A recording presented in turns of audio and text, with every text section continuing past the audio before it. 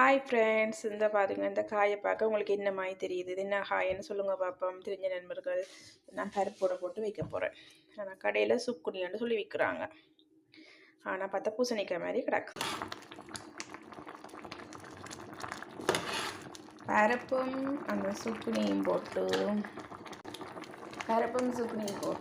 கழுவி போட்டு வெட்டி மஞ்சத்தூள், சீரகத்தூள், மிளகு வந்து இடிச்சு போட்டு நான் மிளகு பாருங்க கருப்பு பேருக்கு மிளகெல்லாம் அடித்து போட்டு எல்லாம் அவிஞ்சி வர கொஞ்சம் தேங்காய் பால் விட்டுட்டு தாளித்து போட்டு வைக்கினா சரி பருப்பு சுக்குனி கறி ரெடி.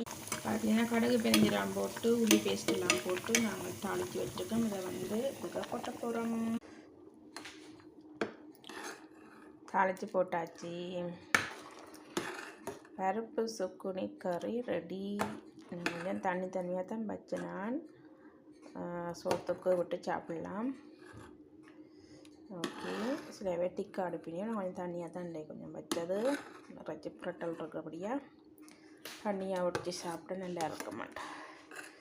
ஓகே, இது ரொட்டி பானுகளுக்கும் சில பேர் சாப்பிடுவீங்க. இப்படி வச்சு இந்த இப்படி பருப்பு கறியை